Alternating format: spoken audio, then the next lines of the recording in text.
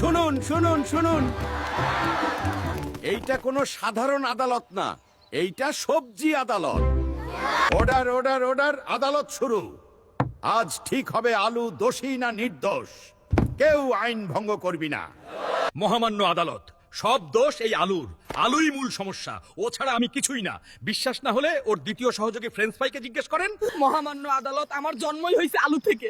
মানুষ আমাকে খাইয়া অসুস্থ হয়, আলুই মূল ভেজাল। বিশ্বাস না হলে ওর বন্ধু কোল্ড ড্রিঙ্ককে জিজ্ঞেস করেন। হুজুর, আমার কোনো দোষ নাই। আমি আলুরে বন্ধু ভাবতাম, কিন্তু আলুর সাথে থাকলেই সবাই আমারে বাজে পানি বলে। আলু, সবাই তোর বিপক্ষে, সবাই বলছে তুই দোষী। নিজেকে নির্দোষ প্রমাণ করার জন্য তোর কিছু বলার আছে? স্যার, আগে একটা কথা বলি। আমি জন্মাইছি মাটিতে, তেলে বা ঝালে নয়। স্যার, এই হলো আমার আসল রূপ। সেদ্ধ আলু, তেল নাই, ঝাল নাই, স্বাস্থ্যকর।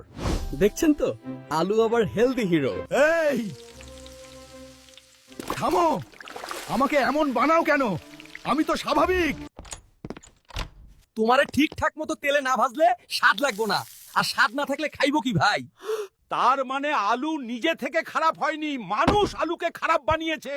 মানুষের কারণে আলুর দোষ হয়েছে। স্যার, আমি গরিবের বন্ধু, কারো ক্ষতি করার জন্য আমার জন্ম হয়নি, কিন্তু এই মানুষই মানুষের ক্ষতির কারণ বানায়। মহাদয়, আলু থাকলে কেউ অসুস্থ হয় না। আলু ছাড়া আমরা ভাত ডাল অচল। সব সমস্যার কারণ তেল। আলু নির্দোষ, আলুর কোনো দোষ নেই, মানুষ দোষী। আমরা সঠিক বিচার চাই। শরীর ফিট ও সুস্থ রাখতে চাইলে আলু বাদ না, তেল বাদ দাও। তার মানে আমি এতদিন ভুল বুঝতাম আলুকে। দোষ আলুর না, তেলের। এখন সব পরিষ্কার। আমরা আলুকে আর দোষ দিতে পারি না, আলু নির্দোষ। দোষী হলো মানুষের খাওয়ার স্টাইল।